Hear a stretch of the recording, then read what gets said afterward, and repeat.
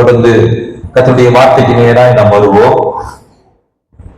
ஏசாயா தீர்க்கதரிசன புஸ்தகம் 55ஆம் அதிகாரத்தை நாம் எல்லாரும் திருப்பிக் கொள்வோம். ஏசாயா தீர்க்கதரிசன புஸ்தகம் 55ஆம் அதிகாரத்தை நாம் எல்லாரும் திருப்பிக் கொள்வோம். ஏசாயா தீர்க்கதரிசன புஸ்தகம் 55ஆம் அதிகாரம் நம்ம எல்லாரும் திருப்பிக் கொள்வோம். அந்த 55ஆம் அதிகாரத்திலே 7வது வசனத்தை நான் வாசிக்கிறேன், கவனியுங்கள். துன்மார்க்கன் தன் வழியையும் அக்கிரமக்காரன் தன் நினைவுகளையும் விட்டு கர்த்தரிடத்திலே திரும்ப கடவன், அவர் அவன் மேல் மனதுருகுவார். தம்முடைய தேவனிடத்திற்கே திரும்ப கடவன், அவர் மன்னிப்பதற்கு தயை பெருத்திருக்கிறார். மகா இரக்கமும் தயமும் உள்ள எங்கள் அன்பின் பரலோக தேவனே, இந்த ஆசீர்வதிக்கப்பட்ட இந்த கால வேலைக்காக சோத்திரம். இந்த வாசிக்கப்பட்ட வேத பகுதியை ஆண்டவரே உம்முடைய ஆண்டவரே சிந்தையில இருக்கிற ஆண்டவரே கர்த்தாவே வார்த்தையானது எங்களுடைய நாவில வைத்து ஆண்டவரே பேசும்படியாக அடியேனை ஒப்புக் கொடுக்கிறேன். கர்த்தரை தொடர்ந்து நடத்துவீராக, உடைய பிரசனத்துக்கு நேராக எங்களை மூடுவீராக. கர்த்தர் கிருபை செய்யுங்க, இயேசு மூலம் பிதாவே, ஆமென். தொடர்ந்து இந்த வார்த்தையை நாம் தியானிப்போம். துன்மார்க்கன் தன் வழியையும் அக்கிரமக்காரன் தன் நினைவையும் விட்டு, நல்ல கவனிங்க, துன்மார்க்கன் தன் வழியையும் அக்கிரமக்காரன் தன் நினைவையும் விட்டு கர்த்தரிடத்திலே திரும்ப கடவன், கர்த்தரிடத்திலே திரும்ப கடவன். இந்த வார்த்தை கொஞ்சம் கவனியுங்கள். உங்க வார்த்தைக்கு ரொம்ப உங்க வாழ்க்கையில முக்கியத்துவம் கொடுங்க. அந்த வார்த்தை என்ன செய்யும்? உங்களை எங்கேயோ கொண்டு போய் விடும். இப்ப இந்த வார்த்தை சொல்லுகிறது, துன்மார்க்கன் தன் வழியையும் அக்கிரமக்காரன் தன் நினைவுகளையும் விட்டு கர்த்தரிடத்திலே திரும்ப கடவன். இது நாம் எல்லாரும் சொல்லக்கூடிய ஒரு காரியம் என்னவென்றால், கர்த்தரை அறியாத ஒரு மனுஷனுக்கு எழுதப்பட்ட வார்த்தை அப்படி என்று நாம் நினைக்கிறோம். அப்படி அல்ல. இந்த வார்த்தையை அவர் தம்முடைய ஜனங்களுக்கு அவர் சொல்லி இருக்கிறதை நம்மால் பார்க்க முடிகிறது. தம்முடைய ஜனங்களுக்கு அவர் சொல்லி இருக்கிற காரியத்தை நம்மால் பார்க்க முடிகிறது. அவர் என்ன சொல்லுகிறார்? துன்மார்க்கன் தன் வழியையும் அக்கிரமக்காரன் தன் நினைவுகளையும் விட்டு, நல்ல கவனிங்க, நினைவுகளையும் விட்டு திரும்ப கடவன். நல்ல கவனிங்க, இந்த துன்மார்க்கன் என்பவன் கர்த்தரை அறியாதவன் அல்ல, கர்த்தரை அறிந்த ஒரு மனுஷனை குறித்து சொல்லப்பட்டிருக்கிறது. கர்த்தரை நல்ல கவனிங்க, வேதத்தை நீங்க கவனித்து பார்ப்பீர்களானால் அங்கே சங்கீதம் 10ஆம் சங்கீதத்திலே ஒரு சில துன்மார்க்கனை குறித்து சொல்லப்பட்டிருக்கிறது. சங்கீதம் 10ஆம் சங்கீதத்திலே ஒரு துன்மார்க்கனை குறித்து சொல்லப்பட்டிருக்கிறது. 1வது வசனத்தை வாசிங்க, நல்ல கவனிங்க. துன்மார்க்கன் தன் பெருமையினாலே கடூரமாய் துன்பப்படுத்தினான். அந்த துன்மார்க்கன் அல்ல. 3வது வசனம் சொல்லுது, துன்மார்க்கன் தன் உள்ளத்திலே இச்சைகளை பெற்றதினால், இச்சைகளை எனது இச்சைகளை பெற்றதினால் பாராட்டி பொருளை அபகரித்து. 4வது வசனத்தை பாருங்க, துன்மார்க்கன் கர்த்தத்தினால் தேவனை தேடான். நல்ல கவனிங்க, அந்த துன்மார்க்கன் அல்ல, இந்த துன்மார்க்கன் கர்த்தருடைய பிள்ளைகளை குறித்து சொல்லப்பட்ட ஒரு காரியம். கர்த்தருடைய பிள்ளைகளை குறித்து சொல்லப்பட்ட ஒரு காரியம். இங்கே என்ன சொல்லப்பட்டிருக்கிறது என்றால், துன்மார்க்கன் தன் வழியையும் அக்கிரமக்காரன் தன் நினைவுகளையும் விட்டு கர்த்தரிடத்திலே திரும்ப கடவன், அப்படி என்று சொல்லப்பட்டிருக்கிறது.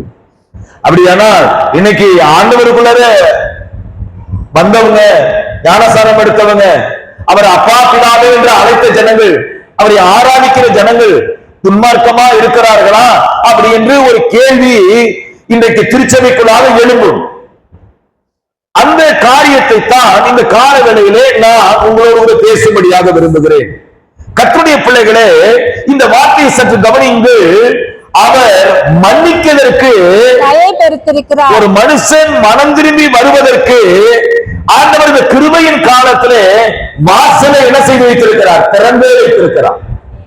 இந்த கிருபையின் காலத்திலே மனம் திரும்புவதற்கு ஏதுவாக, மனம் திரும்பி ரட்சிப்பு அடைவதற்கு ஏதுவாக ஆண்டவர் நம்முடைய வாசலை என்ன செய்திருக்கிறார்? அவர் திறந்தே வைத்திருக்கிறார். அவர் எத்தனை பேர் கைகளை வைத்து ஆமீன் சொல்லப்படுகிறது? அல்லேலூயா. ஏனென்றால் அவரிடத்திலே திரளான மீட்பு உண்டு என்று எழுதப்பட்டிருக்கிறது. அவரிடத்தில் என்ன உண்டு? திரளான மீட்பு உண்டு எழுதப்பட்டிருக்கிறது. அப்ப கர்த்தருடைய பிள்ளைகள் நீங்கள் அறிய வேண்டிய ஒரு காரியம் என்னவென்றால், அவரிடத்திலே மனம் திரும்பி வருவதற்கு அவர் எப்போதும் எப்படி இருக்கிறார்? அவர் ஆயத்தமுள்ளவராக இருக்கிறார். அவர் ஆமென் சொல்லலாமா? காணாமல் போன ஒரு ஆட்டின் மேலே கவனம் செலுத்துகிற ஏசப்பா நம்ம மேலே அவர் எப்படி இருக்கிறார்? அக்கறை உள்ளவராக இருக்கிறார். இன்றைக்கு மறந்திருக்க வேண்டும், நாளைக்கு இடத்துல ஓடி வர வேண்டும் என்கிற காரியத்திலே அவர் எப்படி இருக்கிறார்? வாங்கி உள்ளவராக இருக்கிறார். அவர் அல்லேலூயா அல்லேலூயா அல்லேலூயா. இப்ப நல்லா கவனிச்சு பாருங்க, இந்த உலகத்திலே ஒரு 3 விதமான கர்த்தருடைய பிள்ளைகளை குறித்து நாம் இந்த காலங்களிலே தியானிக்க போகிறோம். ஒரு 3 விதமான கர்த்தருடைய பிள்ளைகளை குறித்து நாம் இந்த காலங்களிலே பார்க்க போகிறோம்.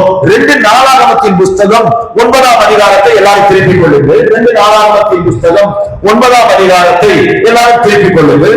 அதிலே 1வது வசனத்தையும் 2வது வசனத்தையும் ஒருவர் வாசியுங்களேன். ராஜஸ்திரீ சாலமோனின் கீர்த்தியை கேள்விப்பட்டார். இல்லம்மா, 2 நாளாகமத்தின் புஸ்தகம் 19:1-2. 2 நாளாகமத்தின் புஸ்தகம் 19ஆம் அதிகாரம். ராஜாவாகிய யோசபாத் எருசலேமில் உள்ள தன் வீட்டிற்கு சமாதானத்தோடு திரும்பி வந்தார். அப்பொழுது சீரியாவின் குமாரனாகிய யெகூ என்னும் ஞானதிருஷ்டிக்காரன் புறப்பட்டு அவனை சந்தித்து ராஜாவாகிய யோசபாத்தை நோக்கி, துன்மார்க்கனுக்கு துணை நின்று கர்த்தருக்கு பணிக்கிறவனை நீர் சிநேகிக்கலாமா? இது நிமித்தம் கர்த்தருடைய கடுங்கோபம் உன்மேல் வர இருந்தது. கர்த்தருடைய கடுங்கோபம் உன்மேல் என்ன செய்தது? வர இருந்தது. தேசத்தை விட்டு அகற்றி. நல்ல கவனிங்க, இங்கே சொல்லப்பட்டிருக்கிற காரியத்தை குறித்து சொல்லப்பட்டிருக்கிறது. 19ஆம் அதிகாரம் 1வது வசனத்தையும் 2வது வசனத்தையும் நீங்கள் வாசித்து பார்க்கும்போது என்ன சொல்றது? யூதாவின் ராஜாவாகிய யோசபாத் எருசலேமில் தன் வீட்டுக்கு சமாதானத்தோடு திரும்பி வந்தார். அப்போது அனனியாவின் குமாரனாகிய யெகூ என்னும் ஞானதிருஷ்டிக்காரன் புறப்பட்டு. இப்ப நல்ல கவனிச்சு பாருங்க, இங்க என்ன காரியத்தை அவர் சொல்லுகிறார், என்ன காரியத்தை அவர் சொல்லுகிறார் என்று நீங்க கவனித்து பார்ப்பீர்களானால், 1 ராஜாக்களின் புஸ்தகம் 16ஆம் அதிகாரம் 1வது வசனத்தையும் 2வது வசனத்தையும் வாசியுங்கள். 1 ராஜாக்களின் புஸ்தகம் 1ஆம் அதிகாரம் 1வது வசனம் 2வது வசனத்தை வாசிங்களேன். பாஷாவுக்கு விரோதமாய் கர்த்தருடைய வார்த்தை ஆனானின் குமாரனாகிய யெகூவுக்கு உண்டாயிற்று. நான் உன்னை தூணிலிருந்து உயர்த்தி உன்னை என் ஜனமாகிய இஸ்ரவேல் மேல் தலைவனாக வைத்திருக்கையில் நீ யெரொபெயாமின் வழியிலே நடந்து. நல்ல கவனிங்க, யெரொபெயாமினுடைய வழியிலே நடக்கிற இந்த பாசா எனக்கூடிய நபருக்கு ஒரு எச்சரிப்பின் வார்த்தையை என்ன செய்கிறார்? கர்த்தர் அனுப்புகிறார்.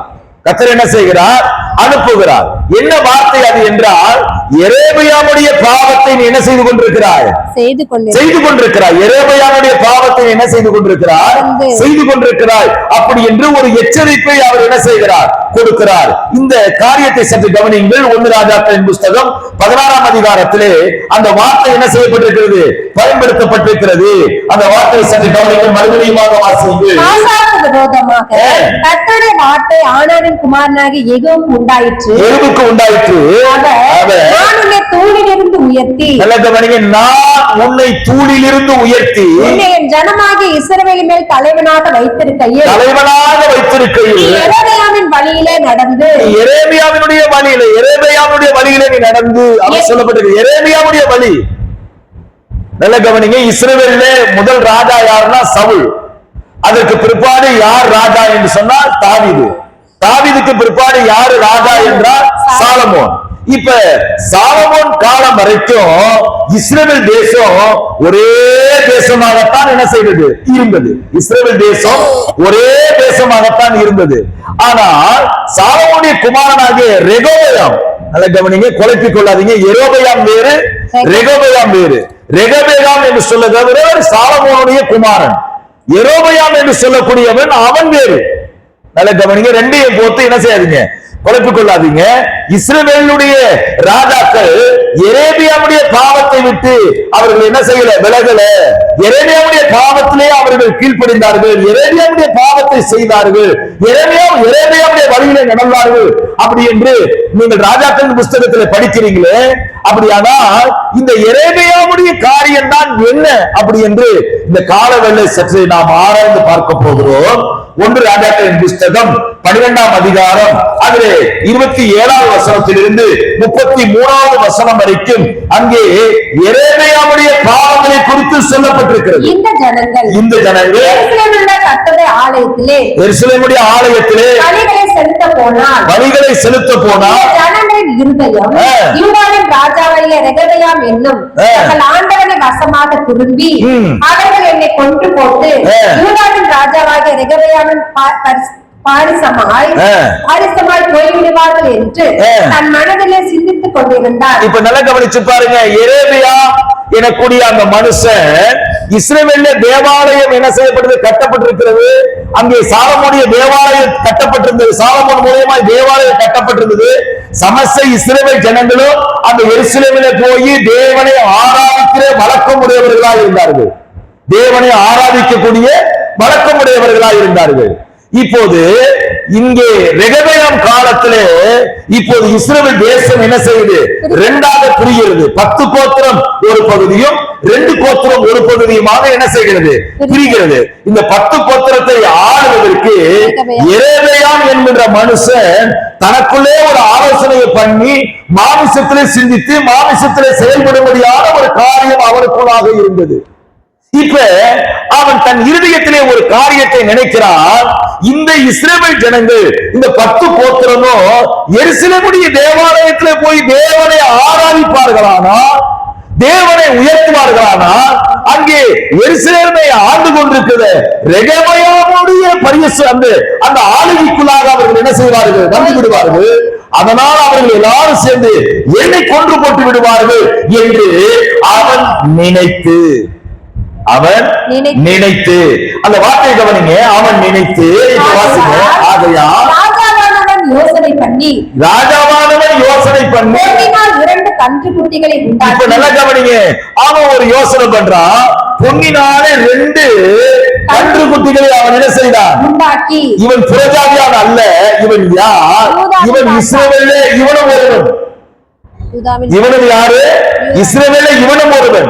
இப்போது இஸ்ரவேல் தேசத்தை என்னது ஆளக்கூடிய ஒரு ராஜா, இஸ்ரவேல் தேசத்தை ஆளக்கூடிய ஒரு ராஜா. இப்ப பாருங்க, அவன் பொன்னினால 2 கன்றுக்குட்டியை ஒண்ணு வைக்கிறான். ஒன்று பெத்தேலிலும் இன்னொன்று தானிலும் வைக்கிறான். அல்ல கவனிங்க, ஒன்று பெத்தேலிலும் தானிலும் ஸ்தாபித்தான். இந்த காரியம் பாவமாயிற்று. ஒரு கன்றுக்குட்டிக்காக தான் மட்டும் போவார்கள். ஒரு கோவிலையும் கட்டி லேவியின் புத்திரர் இராத ஜனத்தில் ஈனமானவர்கள் ஆசாரியராக்கினார். யூதாவில் ஆசரிக்கப்படும் பண்டிகைக்கு ஒப்பாக 8ஆம் மாதம் 15ஆம் தேதியிலே. இப்ப நல்லா கவனிங்க, யூதாவுக்கு ஒப்பாக பண்டிகை ஆசாரிக்கிறது போல இந்த தானிலையும் இந்த பெத்தேலிலும் செய்யப்பட்ட அந்த கன்றுக்குட்டியை ஸ்தாபித்தானே, அதற்கு என்ன செய்கிறான், இங்கே விழா எடுக்கிறான் அவன். இப்ப ஜனங்கள் எல்லாரும் யூதாவில் இருக்கிற தேவாலயத்தை ஆராதிக்கிற அனுபவத்தை விட்டுட்டு இப்ப தான்ல இருக்கிற கன்றுக்குட்டியையும் இங்கே பெத்தேல்ல இருக்கிற கன்றுக்குட்டியும் ஆராதிக்க என்ன செய்கிறார்கள், செயல்பட ஆரம்பிக்கிறார்கள். இது எரேமியாவுடைய வழிகளாக பாவமாக இருந்தது. இது எரேமியாவுடைய பாவமாக என்ன செய்தது இருந்தது. இந்த பாவத்திற்கு ஜனங்கள் எல்லாரும் என்ன செய்தார்கள், அவர்கள் முற்பட்டார்கள். இப்பொழுது 28ஆம் வசனத்தை வாசிங்க. யோசனை பண்ணி பொன்னினால் 2 கன்றுக்குட்டிகளை உண்டாக்கி ஜனங்களை பார்த்து எருசலேமுக்கு போகிறது உங்களுக்கு வருத்தம். இஸ்ரவேலரே இதோ உங்களை எகிப்து தேசத்துக்கு வர பண்ணின உங்கள் தேவர்கள் என்று சொல்லி ஒன்றை பெத்தேலிலும் சாணியில் ஸ்தாபித்தான். இப்ப நல்ல கவனிங்க, இந்த கன்றுக்குட்டி தான் அவன் உங்களை என்ன செஞ்சுச்சு, எகிப்திலிருந்து கொண்டு வந்துச்சு. நான் சொல்றேன், பொய்ய சொன்னாலும் என்ன செய்யணும் சொல்லுவாங்களா, பொய்ய சொன்னாலும் நல்ல கவனிங்க, பொய்ங்கிறது எல்லாருக்கும் தெரியும், அதையும் பொருந்துற மாதிரி சொல்லணுமா. இந்த கன்றுக்குட்டி தான் என்னது தான்ல. இப்ப ஒரு கேள்வி, தான்ல இருக்கிற கன்றுக்குட்டி வந்து உங்களை எகிப்திலிருந்து கொண்டு வந்துச்சா, இல்ல பெத்தேல்ல வச்ச கன்றுக்குட்டி உங்க எகிப்திலிருந்து கொண்டு வந்துச்சா அப்படின்னு இந்த ஜனங்கள் என்ன செஞ்சிருக்கணும், கொஸ்டின் பண்ணி இருக்கணும். நல்லா கவனிங்க, ஜனங்களுடைய இருதயத்தெல்லாம் இந்த பொல்லாத ஆவி என்ன செய்கிறது? குருட்டாட்டம் பண்ணுகிறது. ஜனங்களுடைய இருதயத்தை எல்லாம் இந்த ஆவி என்ன செய்யுது? குருட்டாட்டம் பண்ணுகிறது. இன்றைக்கும் அநேகர்கள் விக்கிரக ஆவிக்கு இசைந்தவாறு தன்னுடைய சிந்தைகளையும் தன்னுடைய செயல்பாடுகளையும் என்ன செய்கிறார்கள்? அமைத்துக் கொள்கிறார்கள். கர்த்தர் சொல்லுகிறார், இது நிமித்தம் எனக்கு கடும் கோபம் போடாதபடிக்கு நீ எச்சரிக்கையாக என்று கர்த்தர் சொல்லுகிறார். அல்லேலூயா. தேவ பிள்ளைகளே, கர்த்தருடைய வார்த்தையை கவனியுங்கள். ஏதோ ஒரு ஆசீர்வாதத்துக்காக நீங்க தேவ சமூகத்துக்கு வந்த ஒரு நபர் அல்ல. கர்த்தர் உங்களை அநாதி சித்தத்தினாலே பேர் சொல்லி அழைத்து கொண்டு வந்திருக்கிறார். உங்களை ஆண்டவர் மகிமைப்படுத்தும்படியாக, உங்களை உயர்த்தும்படியாக, உங்களை ஆசீர்வதிக்கும்படியாக தேவ சித்தமுள்ளவராக இருக்கிறார். சகோதரர்கள் எல்லாரும் சத்தமாய் ஆமென். பின்னாடி இருக்கிற வாலிப பிள்ளைகள் ஆமென். சத்தமாய் சொல்லுங்க, வாலிப பிள்ளைகள் ஆமென். உங்க மேல தேவ சித்தம் இருக்கிறது, தேவ திட்டம் இருக்கிறது, தேவனுடைய செயல்பாடுகள் இருக்கிறது. நான் சொல்லுகிறேன், இருக்கிற ஆவியினுடைய கிரியைகளுக்கு உங்களை கீழ்ப்படுத்தாதவருக்கு கர்த்தருடைய சமூகத்தில் பிரதியாய் விழுந்து விழுந்து கர்த்தரை ஆராதிக்கிற அனுபவத்திலே கடந்து வருவீர்களானால் கர்த்தர் உங்களை மகிமைப்படுத்துகிறவராய். அல்லேலூயா. தேவ பிள்ளைகளே, இந்த காரியத்தை சற்று கவனிங்க. இப்ப 16:1 படிங்க. 16:1 படிங்க. பாஷாவுக்கு விரோதமாக கர்த்தருடைய வார்த்தை குமாரனாகிய யெகூவுக்கு உண்டாயிற்று. யெகூவுக்கு என்ன செஞ்சிருச்சு? உண்டாயிடுச்சு. அந்த வார்த்தை வாசிங்க. அவர் ஞானத்தை தூணிலிருந்து உயர்த்தி. நல்ல கவனிங்க. எந்த மனுஷனையும் ஆண்டவர் பெரிய கோபுரத்திலிருந்து எடுக்கல. எந்த மனுஷனையும் ஆண்டவர் மாளிகையிலிருந்து எடுக்கல. ஒவ்வொரு மனுஷனையும் தேவன் எங்கிருந்து எடுத்திருக்கிறாரு? குப்பையிலிருந்து எடுத்திருக்கிறார். நான் சொல்லுகிறார், நான் எங்கிருந்தேன்? மண்ணோடு மண்ணா பறந்தேன்னு சொல்றாரு. நான் மனுஷன் அல்ல, யாரு? மண்ணு. அல்லேலூயா. நான் ஒரு புழு, தன்னை தாழ்த்துகிறார் அவர். நான் சொல்லுகிறேன், பெருமை உள்ளவர்களுக்கு கர்த்தர் எதிர்த்து நிற்கிறார் என்று நான் சொல்லுகிறோம். நான் சொல்லுகிறேன், ஆண்டவர் என்னை அழைக்கும் போது பெருமை பேசக்கூடிய நிலைமையிலே நான் நிச்சயமா இல்லை. எத்தனை பேர் கையை வைத்து ஆமென் சொல்ல போறீங்க? என்னை தேவன் அழைக்கும் போது நான் பெருமை பேசக்கூடிய சூழ்நிலை இல்லை. என்னை எங்கே நடத்திருக்கிறார்? என்னை குப்பையிலே இருந்து தேவன் நடத்திருக்கிறார். நல்ல கையை நன்றி சொல்லுங்க. நல்ல கையை சத்தமாக அல்லேலூயா. ஒரு வேலை வந்துருச்சு, ஒரு பெருமை. ஒரு படிப்பு வந்துருச்சு, ஒரு பெருமை. ஒரு வீடு வந்துருச்சு, ஒரு பெருமை. ஒரு கார் வந்துருச்சு, ஒரு பெருமை. நான் சொல்லுகிறேன், ஆசீர்வாதம் வர வர வர தேவ பிரசன்னத்திலே நிறைவுகளே இருப்பாயா? தேவ பிரசன்னத்திலே மூடிக்கொண்டே இருப்பாயா? அந்த தேவ பிரசன்னமே இந்த ஆசீர்வாதம் அனுபவித்து ஆண்டவருடைய நடவு தீர்க்க தரிசனமாய் சொல்லுகிறேன் உங்களுக்கு. ஏன் படம்? நான் யோசித்துதான் செய்வேன். என்னுடைய வீடு நான் என்ன செய்யணுமோ அதான் செய்வேன். நான் சொல்லுகிறேன், தான் அப்படிங்கிற ஆவி எங்கே தெரியுமா வந்துச்சு? ஏழையாவுடைய ஆவி. அது யாருடைய ஆவி தெரியுமா? அப்படிங்கிற ஆவி யாருடைய ஆவி தெரியுமா? அது ஏழையாவுடைய ஆவி. இப்ப படிக்க பாருங்க, நான் அதை காமிச்சு கொடுக்குறேன் பாருங்க உங்களுக்கு. அதை இப்போ இந்த 12க்கு வந்துருங்க. 12க்கு வாங்குறேன். 12க்கு வாங்க. 1 ராஜாக்கள் 12க்கு வாங்க. இப்ப வாசிங்க. 31, 32, 33 வாசிங்க. ஒரு கோவிலையும் கட்டி லேவியின் புத்திரர் கிராதர் ஜனத்தின் ஈனமானவர்களை ஆசாரியராக்கினார். யூதாவில் ஆசரிக்கப்படும் பண்டிகைக்கு ஒப்பாக 8ஆம் மாதம் 15ஆம் தேதியிலே ஒரு பண்டிகையை கொண்டாடி பலிபீடத்தின் மேல் பலியிட்டார்.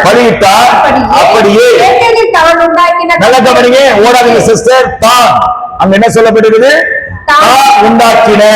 நல்ல கவனிங்க, அந்த வார்த்தை பயன்படுத்தப்பட்டிருக்கிறதா? தான் உண்டாக்கின.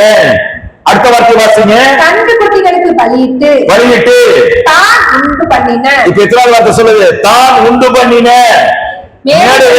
ஆசாரியர்களை பெத்தேலே ஸ்தாபித்து 33 தான் தன் மனதிலே. அப்ப நல்ல கவனிங்க, தன் மனதிலே நியமித்துக் கொண்டார். நல்ல கவனிங்க, தன் மனதிலே தானே நியமித்துக் கொள்ள இன்னைக்கு தன் மனதிலே தானே ஓடுகிற சில ஆலோசனைகள் இருக்கிறது. அந்த ஆலோசனைகளா எரேமியாவுடைய ஆலோசனை, எரேமியாவுடைய ஆவி. கர்த்தருடைய ஆவி என்பது வேறு, இந்த எரேமியாவுடைய ஆவி என்பது வேறு. அந்த 33 சொல்லுகிறது, தான் மனதிலே தானே நியமித்துக் கொண்ட. கர்த்தர் நியமிக்கல, கர்த்தர் செய்யல, தானே யோசித்து தானே செய்கிற அனுபவம் யாருடைய அனுபவமா இருக்கிறது? எரேமியாவுடைய அனுபவமா இருக்கிறது. அங்க பாருங்க, தான் மனதிலே தானே நியமித்துக் கொண்ட 8ஆம் மாதம் 11ஆம் தேதியிலே பெத்தேலிலே தான் உண்டாக்கின பலிபீடத்தின் மேல் பலியிட்டு, நல்ல கவனிங்க, தான் உண்டாக்கின பலிபீடத்தின் மேலே பலியிட்டு. அப்படியானால் இந்த தான் தான் தான் சொல்லப்பட்டிருக்கிறது. அந்த ஆவி யாருடைய ஆவி என்றால் அது எரேமியாவுடைய ஆவி. ஒருவேளை உங்க வீட்டுகளிலே உங்க குடும்பத்திலே தான் என்கின்ற அந்த அகந்தை, அந்த ஆளுமை இருக்குமானால் அதை நீங்க கவனிக்க வேண்டும். அது தேவ ஆவியாவுடைய கிரியை அல்ல, அது எரேமியாவுடைய கிரியை. அது கர்த்தருக்கு பகை. அது யாரு? கர்த்தருக்கு என்னது? பகை. நான் சொல்லக்கூடிய காரியத்தை விளங்கிக் கொள்ளுங்கள். நீங்க சுயமா எடுக்கக்கூடிய எந்த முடிவானாலும் சரி, சுயமாய் சிந்தித்து செயல்படக்கூடிய காரியமானாலும் சரி, அது மனுஷிய பிரமாணமா இருந்தாலும் சரி, அது தேவன் அனுமதிக்கக்கூடிய கிரியையாக இருக்கிறது. அது எங்க ஒப்பு கொடுக்கணும்? தேவ சமூகத்திலே கொடுக்கணும். அல்லேலூயா. இந்த பாவத்துல யார் இருக்கிறாரு? 16 படிக்கிறோமே, உன்னை தூசியிலிருந்து குப்பையிலிருந்து எடுக்காரப்பா, நீ இந்த எரேமியாவுடைய ஆவி போல செயல்பட்டு கொண்டிருக்கிறீங்க அப்படின்னு அவனை எச்சரித்தாரு. 2 அதிகாரத்திலே யோசபாத் யாரு? அவர்தான் பெரிய ராஜாவு. அவன் போய் இவனோடு கூட என்ன செய்கிறாரு? சம்பந்தம் கலக்கிறான், இவனோடு கூட ஃப்ரெண்ட்ஷிப் வச்சுக்க நினைக்கிறான். நான் சொல்லுகிறேன், என் தாயானாலும் சரி, என் தகப்பனானாலும் சரி, என் சகோதரனாலும் சரி, ஒருவர் இந்த எரேமியாவுடைய ஆவி உடையவனாக இருந்தால் அவனோடு கூட எனக்கு ஐக்கியம் இல்லை என்று கர்த்தர் சொல்லுகிறார். அல்லேலூயா. அல்லேலூயா. 19:1-2 படிக்கிறோமே, 2 நாள் அனுபவம். 19:1-2 யோசபாத் அங்க எச்சரிக்கப்படுகிறானே, யாரோட கூட இவன் கூட்டு கலக்க பார்க்கிறான். ஆசாவோடு என்ன செய்கிறான்? கூட்டு கலக்க ஆரம்பிக்கிறான். பாசா எந்த ஐக்கியத்தோடு செயல்படுகிறான்? கிரியோடு செயல்படுகிறான். எரேமியாவுடைய கிரியோடு கூட செயல்படுகிறான். அல்லேலூயா. விளங்குதா? ஆமென். ஹலோ, இப்ப விளங்குதா உங்களுக்கு? அப்ப தேவ பிள்ளைகள், நீங்க கவனிக்க வேண்டிய ஒரு காரியம் என்ன தெரியுமா? நீங்க கவனிக்க வேண்டியது தெரியுமா? நாம பழக்க வழக்கங்கள் எல்லாம் யாரோடு கூட தெரியுமா இருக்கணும்? கர்த்தருடைய பிள்ளைகளோடு இருக்க வேண்டும். அல்லேலூயா. அல்லேலூயா. அல்லேலூயா. தேவ பிள்ளைகளை, இவனு யாரு? இந்த பாசா புறஜாதியன் கிடையாது, அவனும் இஸ்ரவேலன் தான். இந்த யோசபாத் யாரு? அவனும் கர்த்தருடைய பிள்ளை, யூதாவுக்கு ராஜா அவன் தான். இவன் இஸ்ரவேலுக்கு ராஜா, இவன் தான் பாசாவா. அப்ப 2 பேரும் ஐக்கியம் வச்சுக்கிறதே கர்த்தர் விரும்பல. ஏன்னா இவன் எரேமியாவுடைய ஆவி, இவன் யாரு? கர்த்தருடைய ஆவி. இந்த 2 ஆவியை இணைஞ்சா சரியா இருக்காது. ஒரு கர்த்தருடைய ஆவியில நடத்தப்படணும், இல்லைன்னா பேயுடைய ஆவியில நடத்தப்படணும். பேயுடைய ஆவியிலே நடத்தப்படணும், கர்த்தருடைய ஆவியில நடத்தப்படணும். ஒரு நாள் நம்மளை கொண்டு போய் பாதாளத்தை தள்ளி விட்டுரும். அதனாலதான் வேதம் சொல்லுது, துன்மார்க்கன் தன் பொல்லாத வழிகளை விட்டு கர்த்தரிடத்திலே திரும்ப வேண்டும் என்று சொல்லப்பட்டிருக்கிறது. துன்மார்க்கன் 55:7 சொல்லுகிறது. ஏசாயா 55:7 சொல்லுகிறது, துன்மார்க்கன் தன் வழியையோ தன் நினைவுகளை விட்டு கர்த்தரிடத்தில் திரும்ப கடவன். அப்ப கர்த்தரிடத்தில் திரும்பணும்னா இப்படிப்பட்ட ஐக்கியத்தை நம்ம விட்டு என்ன செய்யணும்? விலகி வர வேண்டும். அல்லேலூயா.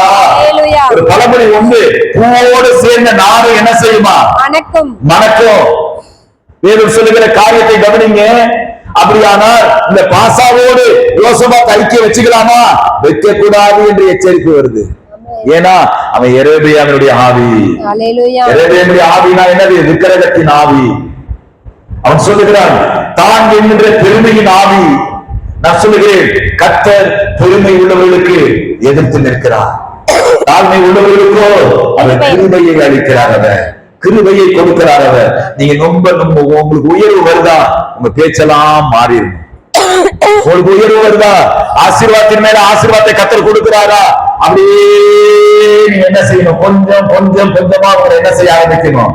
நீங்க தாழ்த்த ஆரம்பிக்கணும். ஆமென். அல்லேலூயா. அப்படி நீங்க உங்களை மாற்றலனா உங்களுக்கு கர்த்தருடைய தீர்க்கதரிசன வார்த்தைகளா என்ன செய்யும்? விரோதமாகவே வரும். அதுலயும் மனம் திரும்பலையா? உங்களுக்கு தெரியும் கர்த்தர் நல்லவராய் இருக்கிறார். அவர் ஆமென் சொல்லலாமா? சத்தமாய் ஒரு அல்லேலூயா சொல்லலாமா? அப்ப தேவ பிள்ளைகளே, அடுத்ததாக இன்னொரு காரியத்தை பார்ப்போம்.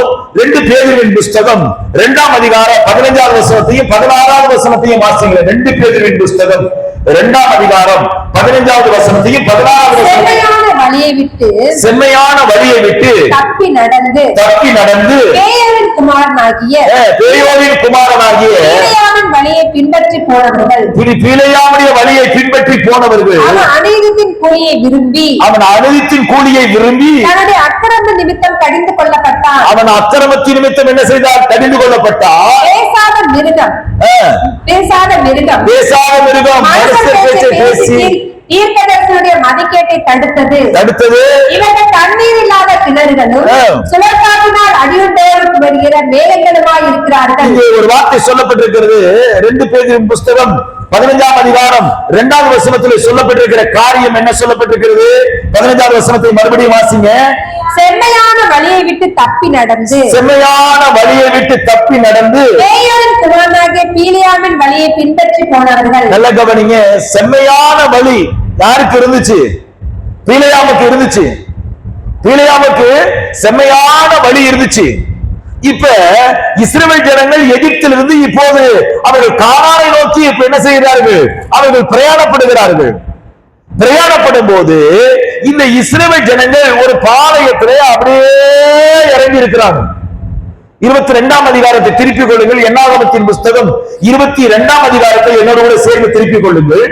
என்னாகமத்தின் புஸ்தகம் 22ஆம் அதிகாரத்தை என்னோடு கூட சேர்ந்து திருப்பிக் கொள்ளுங்கள்.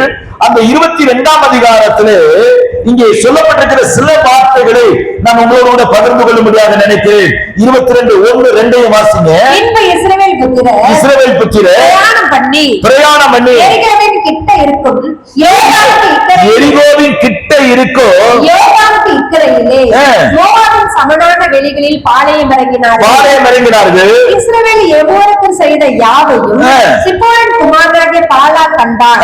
ஜனங்கள் ஏராளமாய் இருந்தபடியினால் மோவாப் மிகவும் பயந்து இஸ்ரவேல் நிமித்தம் கலக்கமடைந்து மீதியாரின் ஊர்களை நோக்கி மாடு வெளியிலே புல்லை மேய்கிறது போல இப்பொழுது இந்த கூட்டம் நம்மை சுற்றி இருக்கிற யாவை மேய்ந்து போடும் என்றான். அக்காலத்திலே குமாரனாகிய பாலாக் மோவாபிற்கு ராஜாவா இருந்தான். 2 நாளாகமம் 2 பேதுரு 2ஆம் அதிகாரம் 15வது வசனத்திலே இந்த என்னாகமத்திலே வாழ்ந்த ஒரு மனுஷன் அவனை குறித்து சொல்லப்பட்டிருக்கிறது. அப்படியானா இந்த சம்பவம் இன்னைக்கும் நமக்கு அவசியமான ஒன்றாக இருக்கிறது. பழைய ஏற்பாட்டிலே சம்பவித்த ஒரு காரியம். அந்த காரியத்தை குறித்து பேதுரு என்ன செய்யறாரு? விளக்கமாக எழுதுகிறார். இப்ப 15:2 வாசிங்க சிஸ்டர். இல்ல 2:15 வாசிங்க சிஸ்டர். செம்மையான வழியை விட்டு தப்பி நடந்து கவனிங்க. செம்மையான வழி அப்படின்னா 6வது வசனத்துல பிலேயாமுடைய அந்த வாழ்க்கையை பாருங்க. பிலேயாமுடைய வாழ்க்கையை குறித்து சுற்றிலும் இருக்கிற தேசத்தில் இருக்கிற மோவாபியர்கள் அந்த ராஜாக்களா அறிந்து வைத்திருந்த சாட்சி என்ன தெரியுமா? 22:6 படிங்க. அவர்கள் எண்ணிலும் பலவான்கள் ஆசீர்வதிக்கப்பட்டவன். யாரு? பிலேயாமு. யாரையாவது ஒருத்தர் ஆசீர்வாதமாக இருப்பான்னு சொன்னா அவன் ஆசீர்வாதமாகவே இருப்பான். பிலேயாமு யாரையாவது ஒருத்தரை சபிச்சா அவன் நாசமா போயிடுவான். விளங்குதா உங்களுக்கு? பிலேயாமுடைய செம்மையான வழி என்ன?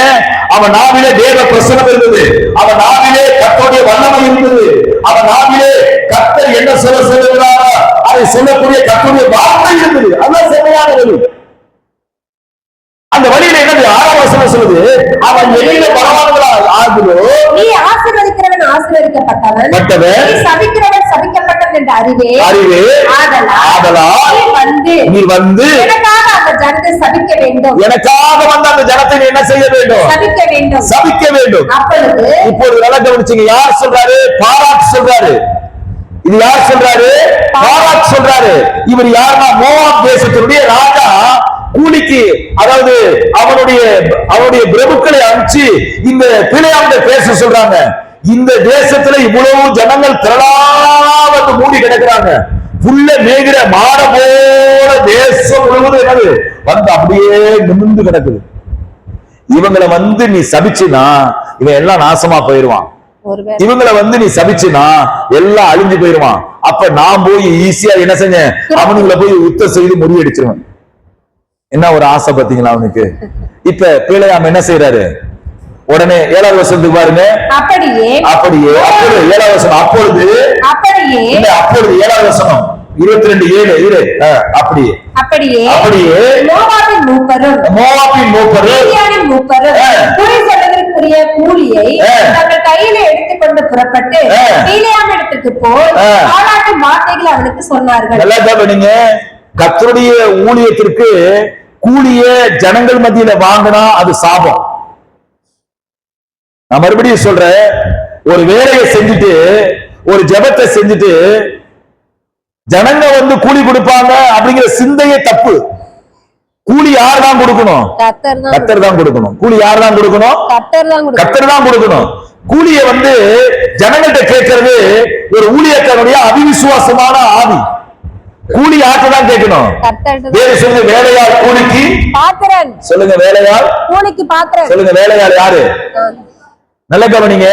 நான் கண்ணீரோடு ஜெபிக்கிறேன். யாருக்கு? நம்ம லியோவுக்கு கண்ணீரோடு ஜெபிக்கிறேன். நான் கண்ணீரோடு ஜெபிக்கிற ரூபனுக்கு நான் சொல்றேன், நான் உங்களுக்காக ஜெபிச்சல பிரதர், நீங்க என்ன செய்யறீங்க? காணிக்கையே கொடுக்கல பிரதர். அப்படின்னா என்னது? விளங்குதா நான் சொல்றது? டைட்டஸ் பிரதர் முடியாம இருக்கிறாரு, இப்ப அவருக்காக ஜெபிக்கிறேன் பிரதர், நான் ஜெபிச்சுதான் உங்களுக்கு சுகமாச்சு பிரதர், நீங்க என்ன செய்யுங்க? கொஞ்சம் காணிக்கை எனக்கு தட்டுங்க பிரதர். அப்படின்னா அது என்னது? தவறான வழிநடத்துதல். அப்படி அல்ல. கர்த்தருடைய ஊழியத்தை வேதம் அழகா சொல்லுது, அது இலவசமா பெற்றீங்க, இலவசமா என்ன செய்யுங்க? கூலியை கொடுக்கிறது யாருடைய வேலைன்னா கர்த்தருடைய வேலை. அல்லேலூயா. நான் சொல்லுகிறேன், என்னுடைய வெகுமதி மனுஷனுடைய கரத்திலே அல்ல, என்னுடைய வெகுமதி கர்த்தருடைய கரத்திலே இருக்குது. அல்லேலூயா. சொல்லுங்க, வலது கரத்தில் சொல்லுங்க, என்னுடைய வெகுமதி. சொல்லுங்க எல்லாரும் வாய்க்குங்க, என்னுடைய வெகுமதி மனுஷனுடைய கரத்திலே அல்ல, தேவ கரத்திலே இருக்கிறது. ஆமென். சத்தமாக ஆமென் சொல்லுங்களேன். நான் செஞ்ச வேலைக்கு கூலி யார் தெரியுமா கொடுக்க போறாரு? அல்லேலூயா. அப்போஸ்தலனாகிய பவுல் சொன்னாரு, இது முதல் எனக்காக நீதி இவரிடம் என்ன செய்யப்பட்டிருக்கிறது? அந்த ரிவார்ட் எங்க இருக்கிறது? அப்ப நல்ல கவனிங்க, எதை செய்தாலும் நீங்க பிளேம் பண்றது யார்கிட்ட தான் பிளேம் பண்ணணும்? பாச்சூர்ல போய் ஊழியம் செய்யறோம், செல்லப்பட்டியில போய் ஊழியம் செய்யறோம், ஆண்டவரே எனக்கு காசு இல்ல அப்படின்னா யார்கிட்ட பிளேம் பண்ணணும்? உங்க கிராமத்துக்கு தானே வந்தேன், உங்க கிராமத்துக்கு வந்தா ஒரு பெட்ரோல் கூட கார்ல போட்டு விட மாட்டீங்க அப்படின்னு போய் பாச்சூர்ல இருக்கிற ஜனங்கள்ட்ட கேட்க முடியும்? இல்ல வடக்கூர்ல இருக்கிற ஜனங்கள்ட்ட கேட்க முடியுமா? செல்லம்பட்டிக்கு ஊழியத்துக்கு போறோம், செல்லம்பட்டிக்கு தானே ஊழியத்துக்கு போறோம், இந்த காருக்கு பெட்ரோல் போட்டு கொடுக்க கூடாதா அப்படின்னு சொல்லி யாரு? செல்லம்பட்டி ஜனங்கிட்ட கேட்க கூடாது, எங்கதான் கேட்கணும்? அல்லேலூயா. விளங்குதா? இப்ப இவங்க என்ன செய்யறாங்க? கூலிக்கு பொறுத்து எங்க கொண்டு போறாங்க? இப்ப போறாங்க. இப்ப 8வது வசனத்தை பாருங்க. அவன் அவர்களை நோக்கி ராத்திரிக்கு இங்கு தங்குங்க, கர்த்தர் எனக்கு சொல்லுகிறபடியே உத்தரவு கொடுப்பேன் என்றார். அப்படியே பிலேயாம் இடத்தில் தங்கினார்கள். தேவன் பிலேயாம் இடத்தில் வந்து உன்னிடத்தில் இருக்க இந்த மனிதர் யார் என்றார். அந்த வார்த்தை பாருங்க, தேவன் பிலேயாம் இடத்திலே வந்து இருக்கா? தேவன் பிலேயாம் இடத்திலே வந்து அந்த வார்த்தையை பாருங்க, தேவன் பிலேயாம் இடத்துல. இப்ப நீங்க 2:15 படிச்சீங்கல்ல, 2 பேதுரு 2:15 படிச்சீங்கல்ல, அப்ப அந்த 2 பேதுரு 2:15 படிங்க. 2 பேதுரு 2:15 வழியை விட்டு தப்பி நடந்து, செம்மையான வழி தெரியுமா? தேவனே வந்து அவனோட பேசுகிற வழி. அல்லேலூயா. தேவனே யார் எங்க வந்து பேசுறாரு? பிலேயாம்கிட்ட வந்து பேசுறாரு. எங்க வந்து பேசுறாரு? பிலேயாம்கிட்ட வந்து பேசுற. இவன் கூட அங்க போல, அவர் வந்து இவன் என்ன செய்யறாரு? பேசுறாரு. இப்படி அற்புதமான ஒரு வாழ்க்கைங்க, இப்படி ஒரு அதிசயமான வாழ்க்கைங்க. Is a wonder. இந்த லைஃப பாத்தீங்கன்னா அது அப்படியே ஒரு ஜீவிய காலம் வரைக்கும் என்ஜாய் பண்ணிக்கிட்டே வாழ்ந்திருக்கலாம். அல்லேலூயா, அல்லேலூயா. சில நேரங்களில் சொல்லுவோம், உன்கிட்ட பேசுறது எனக்கு நேரமே போனது தெரியலங்கிறோம். யாரு? இந்த சைடு இருக்கிற போன்ல அந்த சைடு இருக்கிற போன்ல ஒரு நேரம் வரும், அட போன வெய்யாடி போன வச்சு தொலைய ஒரு இடத்துல நின்று பேச முடியல, கொல்ல முடியல. என்னது ஒரு காலத்துல என்னது உன்கிட்ட பேசுறதே நேரம் போறதே தெரியலன்னு சொன்ன ஆளு என்னது தொல்லைக்கு ஒரு அளவில்லையாங்கிறோம். பேரையாம உட்கார்ந்த இடத்துல ஆண்டவர் வர்றாராம். அப்படிதான் என்னது அவருடைய வழிகள் இருந்துச்சு, அவருடைய வார்த்தை இருந்துச்சு. ஆனா இப்ப ஆண்டவர் அங்க வராரு. வாசிங்க. அப்போது பீலேயாமிடத்தில் வந்து உன்னிடத்தில் இருக்கிற இந்த மனிதன் யார் என்றால் தேவனை நோக்கி சிப்போரின் குமாரனாகிய பாலாக் என்னும் மோவாபின் ராஜா அவர்களை என்னிடத்தில் அனுப்பி பூமியின் விசாலத்தை மூடுகிற ஒரு ஜனக்கூட்டம் எகிப்திலிருந்து வந்திருக்கிறது. ஆகையால் நீ வந்து எனக்காக அவர்களை சபிக்க வேண்டும். அப்பொழுது நான் அவர்களோடு யுத்தம் பண்ணி ஒருவேளை அவர்களை துரத்தி விடலாம் என்று சொல்ல சொன்னான் என்றார். அதற்கு தேவன் பீலேயாமை நோக்கி நீ அவர்களோடு போக வேண்டாம். நீ அவர்களோடு என்ன செய்ய வேண்டாம்? போக வேண்டாம். அந்த ஜனங்களை சபிக்க வேண்டாம். அவர்கள் ஆசீர்வதிக்கப்பட்டவர்கள். அவர்கள் யாரு? ஆசீர்வதிக்கப்பட்டவர்கள் என்றார். அல்லேலூயா. அவர்கள் யாரு? ஆசீர்வதிக்கப்பட்டவர்கள். நீங்க எல்லாரும் கையை வைத்து சொல்லுங்க, நான் ஆசீர்வதிக்கப்பட்டவன். ஆசீர்வதிக்கப்பட்டவன். உமக்கு ஒப்பான ஜனங்கள் என்ன கிடையாது? இல்ல. இஸ்ரவேலே உனக்கு ஒப்பானவன் இல்ல. அப்படி சொல்லுது. இஸ்ரவேலே உனக்கு ஒப்பானவன் யாரும் இல்ல. நமக்கு ஒப்பானவர்கள் என்ன கிடையாது? யாருமே இல்ல. அதனாலதான் உலக நாடு என்ன செய்யுது? இங்கிலாந்து இஸ்ரேலுக்கு விரோதமா இப்போது ஒரு போர்க்கொடி எடுக்குது. பிரான்ஸ் இஸ்ரேலுக்கு விரோதமாக ஒரு போர்க்கொடி எடுக்குது. அடுத்தது இந்த சைடு கனடா இஸ்ரேலுக்கு விரோதமாக ஒரு போர்க்கொடி எடுக்குது. இத்தனை வல்லரசுகளும் இப்போது நீ ஸ்டாப் பண்ணணும், இப்போது இந்த காசா மக்களுக்காக என்ன செய்யணும் இறங்கணும் அப்படின்னா இப்போது நெத்தனியாஹு சொல்றாரு, நான் இப்போது உங்க பேச்செல்லாம் என்ன செய்ய முடியாது, கேட்க முடியாது. எவ்வளோண்டு நாடு ஐயா. வேத வசனம் சொல்லுது, கவனிச்சு பாருங்க. அந்த வசனம் என்ன சொல்லுது பாருங்க. அந்த வசனத்தை அங்க பாருங்க 12வது வசனத்துல கடைசி வசனம் என்ன வார்த்தை? அவர்கள் ஆசீர்வதிக்கப்பட்டவர்கள். அவர்கள் யாரு? ஆசீர்வதிக்கப்பட்டவர்கள். எல்லாரும் வாயத்திறதும் அவர்கள் யாரு? அவர்கள் ஆசீர்வதிக்கப்பட்டவர்கள். நல்ல கவனிங்க. அவர்கள் ஆசீர்வதிக்கப்பட்டவர்கள். அவர்களை ஆசீர்வதித்தா நம்ம ஆசீர்வதிக்கப்படுவோம். ஆமென். 122 சொல்லுது. 122 என்ன சொல்லுது? அவர்களை 122 சங்கீதம் படிச்சிருக்கீங்களா? 122 சங்கீதத்துல என்ன சொல்லப்படுது? அவர்கள் ஆசீர்வதிக்கணும். எருசலேமின் சமாதானத்துக்காக வேண்டிக் கொள்ளுங்கள். வாசிங்க. அவர்கள் சுகித்திருப்பார்கள். எருசலேம் நல்ல கவனிங்க. உன்னை நேசிக்கிறவர்கள் எப்படி இருப்பார்களா? சுகித்திருப்பார்களா? ஆமென். அவனை நேசிக்கிறவர்கள் எப்படி இருப்பார்களா? சுகித்திருப்பார்களா? அல்லேலூயா. அப்ப அந்த ஜனத்தை யாரெல்லாம் நேசிக்கிறார்களோ அவங்க வாழ்க்கை எப்படிதான் இருக்குது? சுகமா இருக்குது. ஆமென். அல்லேலூயா. கர்த்தர் நல்லவரா இருக்கிறார். அவர் ஆமென். உங்களுக்கு ஒரு காரியத்தை சொல்றேன். இஸ்ரவேல் தேசத்துக்கு நீண்ட தூரம் பார்டர் யாருன்னா ஜோர்டான். இந்த சைடு நீண்ட தூரம் பார்டர் யாருன்னா எகிப்து. இந்த ரெண்டு தேசமும் இஸ்ரவேலை என்ன செய்யுது? நேசிக்குது. அதனாலதான் இங்க ஜோர்டான்ல வந்து யோர்தான்ங்கிற ஒரு தேசம் இருக்குல்ல, அந்த தேசத்துல யுத்தமே இல்லாங்க. அந்த ஜனங்கள்லாம் இப்ப எப்படி இருக்காங்க? சமாதானத்தோடு இருக்கிறாங்க. ஏன் தெரியுமா? உன்னை நேசிக்கிறவர்கள் எப்படி இருக்கிறாரா? சுகித்திருப்பார்களாக. அல்லேலூயா. உங்களை நேசிக்கிற ஒரு ஜனம் எப்படி இருக்கிறா? அவர்கள் சுகித்திருப்பார்களாக. அல்லேலூயா. சத்தமாய் அல்லேலூயா சொல்லுவீங்களா? நல்ல சத்தமாய் அல்லேலூயா சொல்லுவீங்களா? இப்ப பிள்ளையாண்டு சொன்ன வார்த்தை என்ன? அவர்கள் ஆசீர்வதிக்கப்பட்டவர்கள். அவர்கள் யார் ஆசீர்வதிக்கப்பட்டவர்கள் என்றார். நல்ல கவனிங்க. இப்ப பிள்ளையாம வந்து யார்கிட்ட சொல்றாரு? பாராக்கு அனுப்பிச்சு வச்சாரு. அந்த ஆட்கிட்ட சொல்றாரு, அவர்கள் ஆசீர்வதிக்கப்பட்ட ஜனங்கள், உங்களோட நான் வர முடியாது அப்படின்னு என்ன செய்யறாரு? சொல்லிட்டாரு. இப்ப மறுபடியும் என்ன செய்யறாரு? இப்ப வாசிங்க 14வது வசனத்தை வாசிங்க. அப்படியே பரோகிரட பிரபுக்கள் எழுந்து பாலாக்கிடத்தில் போய் பீலேயாம் எங்களோடு வரமாட்டேன் என்று சொன்னான் என்றாரு.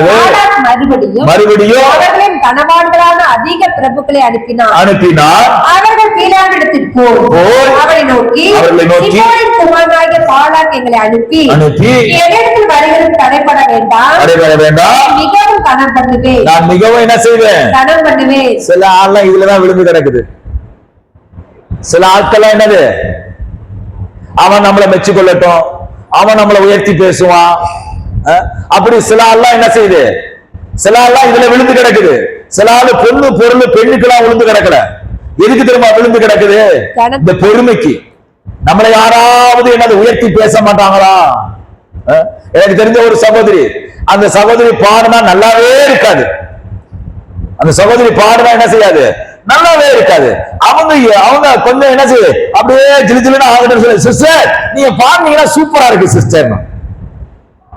அவங்க என்ன செய்றாங்க, கன்னியாகுமரியில இருந்து சென்னை வரைக்கும் நான் அந்த சர்ச்சில் பாடினேன், இந்த சர்ச்சில் பாடினேன், அந்த பாஸ்டர் இப்படி சொன்னாரு, இந்த பாஸ்டர் இப்படி சொன்னாரு அப்படின்னு அப்படியே அடுக்க ஆரம்பிச்சாங்க. அப்படியே நான் என்ன செய்வேன், அவங்க வாயை விட்டு அப்படியே வெளியே வந்துட்டேன்.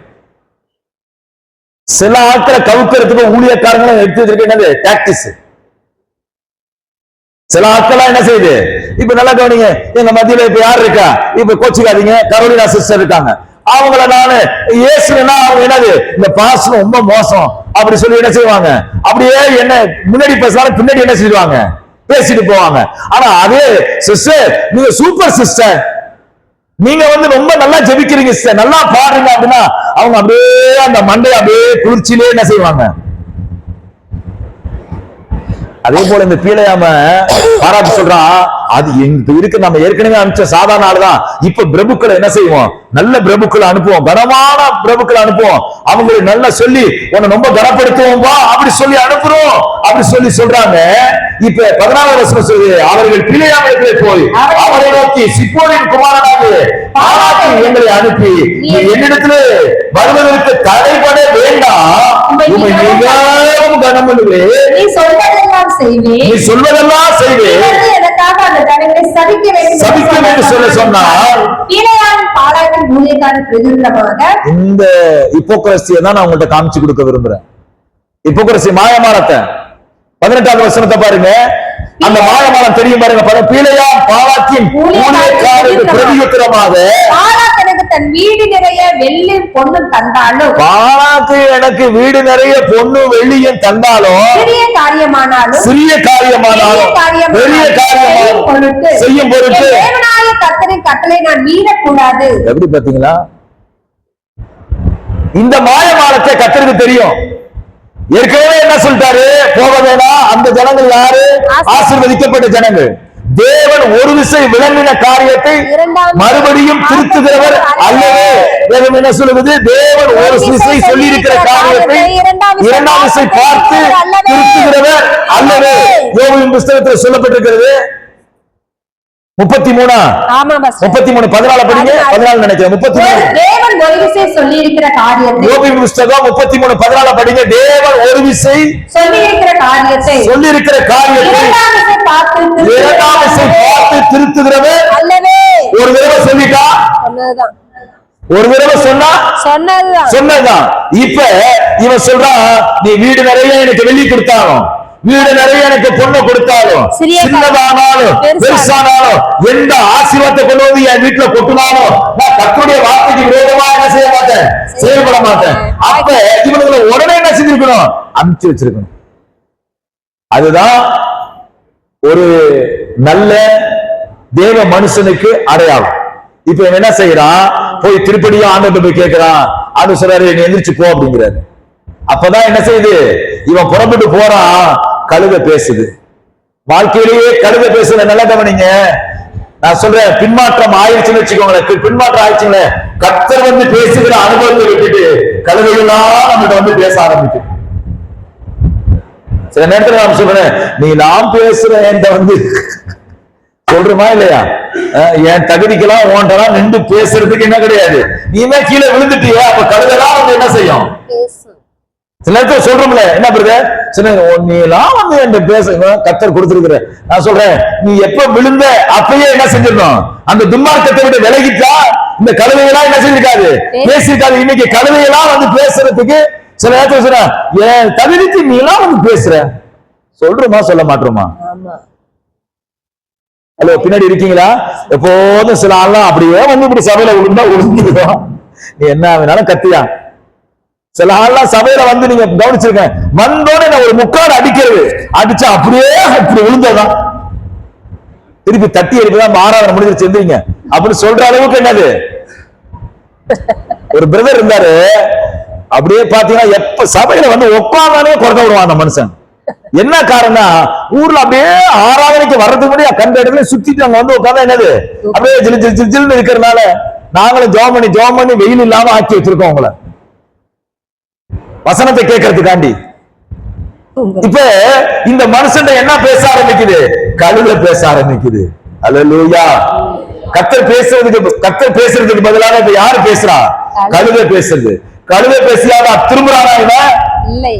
வழியில கழுதா பேசுது, திரும்புறாரா, ஐயோ கழுத பேசுது அப்படின்னு கழுத கூட என்கிட்ட பேச ஆரம்பிச்சிருச்சு, நான் வரலையா அப்படின்னு போகணும்ல இவன். நான் சொல்றேன், உதட்டுல வெள்ளிய வீடு நிறைய கொடுத்தாலும், பொண்ணு வீடு நிறைய கொடுத்தாலும், சின்னதா கொடுத்தாலும், பெருசா கொடுத்தாலும், நான் கர்த்தர் வார்த்தை விரோதமா என்ன செய்ய மாட்டேன் சொன்ன ஆளு இப்ப யாரா கடந்து போறாரு. ஐயா, இன்னைக்கு எல்லா விதமான மாயமானத்தை கர்த்தர் என்ன செய்திருக்கிறார், அறிந்து வைத்திருக்கிறார். என் பேச்சு ஒண்ணு, என் இருதயம் ஒண்ணா என்ன செய்யுது இருக்குது. அதனால கர்த்தர் சொல்றாரு, உன் துன்மார்க்கத்தை விட்டு நீ என்ன செய்ய, வெளியே வாங்குறாரு. உன் துன்மார்க்கத்தை விட்டு என்னது, எவ்வளவு காலம் இருதயத்துல வச்சுட்டு சில வேளைகளிலே நம்ம இருதயத்துல பெரிய ஆசை வச்சிருப்போம். நம்ம நடிப்போம், நானும் எதுக்கும் ஆசைப்பட மாட்டாங்க, நான் எனக்கு என்னது, நான் எதுக்குமே என்ன செய்ய மாட்டேன். உள்ளார அந்த சொல்றாங்க, அது இம்மாதிரி ஆசை வச்சிருக்கும். சில ஆட்கள்லாம் நீங்க கவனிச்சு பார்த்திருக்கீங்களா, நான் கர்த்தர்ட்ட உண்மை அவருக்குதான் நான் டெய்லி பேசிக்கிட்டு இருக்கேன், அப்புறம் ஏன் இன்னொருத்தன் போன் அடிக்கிறேன். மாயமானத்தை கர்த்தர் என்ன செய்யறாரு, பார்க்கிறாரு. ஹிப்போக்ரசி யாருடைய வாழ்க்கை இருந்தது, பேழையாமட்ட இருந்தது. அதனாலதான் பேழையாமுக்கு யார் பேசினா, மனுஷன் பேசினா இவன் தகுதி இல்ல, இவனுக்கு யார் தான் பேசணும். நான் சொல்றேன், கர்த்தர் சத்தத்தை கேட்க மறந்துட்டோம்னா கண்ட சத்தமும் காதுல வரும். தஞ்சாவூர்ல ஒரு ஊழியக்காரர் செத்து போயிட்டு, ஒரு ஊழியக்காரு மனைவி செத்து போயிட்டாங்க. ஒரு பேர் சொல்ல விரும்பல. அப்ப அவரை நாங்க ஒரு 10 பாஸ்ட் 15 பாஸ்ட் அவரை விசாரிக்கிறதுக்காண்டி போறோம். நடந்த சம்பவம் விசாரிக்கிறதுக்கு போறோம். அப்ப விசாரிக்க போகும்போது அவர் வந்து சேர்ல உட்கார்ந்தாரு. அப்ப நாங்க எல்லாரும் எப்படியா சகோதரி இறந்தாங்க அப்படின்னு அவரை விசாரிக்கிறோம். விசாரிச்சுட்டு இருக்கும்போது சொன்னாரு, நைட்லாம் கவலைப்படாதீங்கயா அப்படின்னு ஒரு வார்த்தையே ஒரு மூத்த ஊழியக்காரர் சொன்னார். அப்ப மூத்தவருக்கு நைட்டெல்லாம் தூக்கமே வர மாட்டேங்குது, காதுல பிசாசு நம்ம பேசிக்கிட்டே இருக்கு. காதுல பிசாசு என்ன செஞ்சுக்கிட்டு இருக்கு, பேசிக்கிட்டே இருக்குங்கிறாரு. நான் சொல்றேன், என்னைக்கு நாம தேவ பிரசவத்தை விட்டு வெளியே வந்து போவோம், அப்ப யார் பேச ஆரம்பிப்பானா, கழுதையும் சாத்தானும் நம்ம காதுல என்ன செய்ய ஆரம்பிக்கும், பேச ஆரம்பிக்கும். அல்லேலூயா. துன்மார்க்கன் தன் வழியை விட்டு கர்த்தரிடத்துல திரும்புவானா, அவனுக்கு இரக்கம் செய்வதற்காக 2 கையும் உயர்த்தி அவளோடு காத்திருக்கிற தேவன் இருக்கிறார். அவர் உதட்டுல ஒண்ணு உள்ளத்துல ஒண்ணு வாழக்கூடியது. இந்த இருதயத்துல என்ன இருக்குதோ அதுதான் வாயில் என்ன செய்ய வேண்டும், நமக்கு வர வேண்டும். அல்லேலூயா. அதாவது பிள்ளையாரை போல நம்ம என்ன செய்ய வேண்டாம், செயல்பட வேண்டாம். கூலிக்கு அவன் வந்து அவன் கடந்து போனான்னு சொல்லி இங்கே பழைய ஏற்பாடுல சொல்லப்பட்டதெல்லாம் புதிய ஏற்பாடுல தெளிவுபடுத்தார் பேரு. அதனால அவன் கழுத பேசுன்னு சொல்லப்பட்டிருக்குது. இப்ப தேவ பிள்ளைகளை இன்னொரு ஆளை நீங்க கவனிச்சு பாத்தீங்கன்னா 2 நாளாகமத்தின் புஸ்தகத்திலே 33ஆம் அதிகாரத்திலே ஒரு ராஜா வராரு. அவர் பேரு யாருன்னா மனாசே. அவர் பேரு யாரு, மனாசே. அவன் தகப்பனார் யாருன்னா எசேக்கியா ராஜா. அவன் யாருன்னா நல்ல ராஜா. அவனுக்கு ஒரு புள்ள பிறந்திருக்கு. அவன் இஸ்ரவேல் தேசத்தை வந்து அவன் யூதேயா தேசத்தை 55 ஆண்டு காலம் அரசாட்சி பண்றான். அவன் என்ன செய்யறான், இப்ப 1ஆம் வசனத்தையும் 2ஆம் வசனத்தையும் வாசிங்க. 2 நாளாகமத்தின் புஸ்தகம். நான் சீக்கிரமா முடிக்கிறேன். ராஜாவாகிற போது 8 வயதாயிருந்து 31 வருஷம் எருசலேமில் அரசாண்டார். அவன் இல்ல 2 நாளாகமும் 33. மனாசே ராஜாவாகிற போது, ஏன் மாத்தி எடுத்தீங்க? 2 நாளாகமும் 33 ஒண்ண படிங்க. மனாசே ராஜாவாகிற போது 12 வயதாயிருந்து 55 வருஷம் எருசலேமில் அரசாண்டான். 55 வருஷம் எருசலேமிலே அரசாண்டான். கர்த்தர் இஸ்ரவேல் புத்திரருக்கு முன்பாக துரத்தின ஜாதிகளுடைய அருவருப்புகள் படியே அவன் கர்த்தருடைய பார்வைக்கு பொல்லாப்பானதை செய்தான். அவன் தன் தகப்பனாகிய எசேக்கியா தகர்த்து போட்ட மேடைகளை திரும்பவும் கட்டி ஆகாரங்களுக்கு பலிபீடங்கள் எடுப்பித்து விக்கிரக தோப்புகளை உண்டாக்கி வானத்தின் சேனையெல்லாம் பணிந்து கொண்டு அவைகளை சேவித்து எருசலேமிலே என் நாமம் என்னென்னைக்கு விளங்கும் என்று கர்த்தர் சொன்ன தம்முடைய ஆலயத்தின் பலிபீடங்களை கட்டி கர்த்தருடைய ஆலயத்தின் 2 பிரகாரங்களிலும் வானத்தின் சேனைக்கெல்லாம் பலிபீடங்களை கட்டினார். இவன் பாருங்க, கர்த்தருடைய ஆலயத்துல என்ன செய்யறான் இவன்? வேதம் சொல்லப்படுகிறது 6வது வசனத்துல அவன் இம்ரான் குமாரின் பள்ளத்தாக்கிலே குமாரனை தீ மிதிக்க பண்ணி. இன்னைக்கு நெருப்பு மிதிக்கிற ஆள்லாம் நம்ம பாக்குறோம். அன்னைக்கே என்ன செஞ்சிருக்கு? தீ மிதிச்சிருக்கு. தீ மிதிக்கிற ஆள்லாம் அன்னைக்கே இருந்திருக்கு. இது யாரு?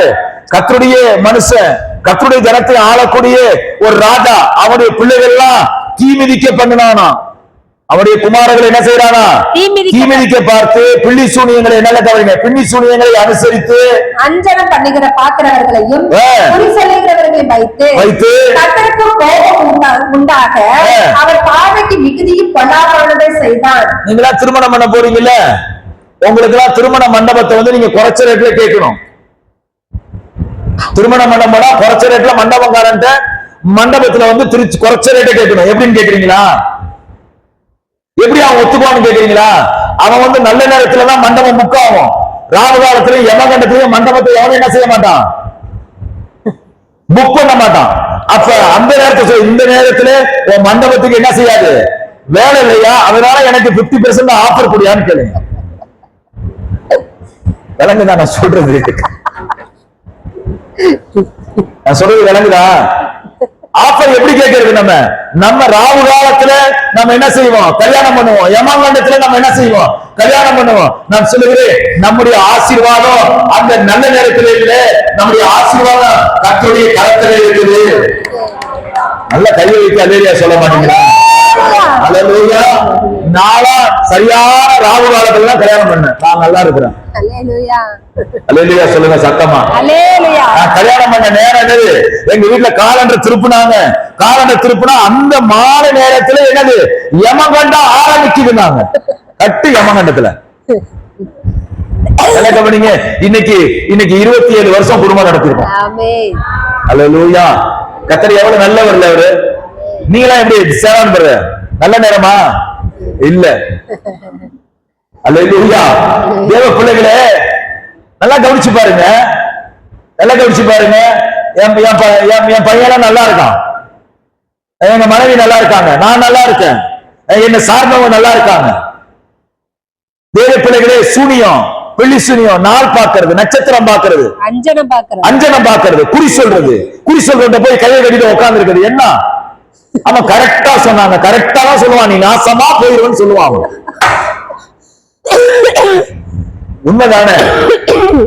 நீங்க வந்து போய் அவன்கிட்ட போய் உட்கார்ந்தா நான் யாரு, என்னுடைய நான் யார்கிட்ட விசாரிக்கிறேன்? கர்த்தரை தான் விசாரிக்கணும். இப்ப குறிக்காரன் போய் நான் போய் குறி சொல்றேன், அவன் சொல்லுவான், உனக்கு ஒரு பெரிய கண்டம் இருக்கு. கண்டத்தை கர்த்தரா உருவாக்குனாரு. கண்டத்தை என்னது, இங்க வந்து பாஸ்டே எனக்கு ஏதோ ஒரு பிரச்சனை வர்ற மாதிரி இருக்கு, என்கிட்ட வந்து நடிக்கிறது. நான் சொல்றேன், தேவதூதனே நினைச்சாலும் காப்பாற்ற முடியாது.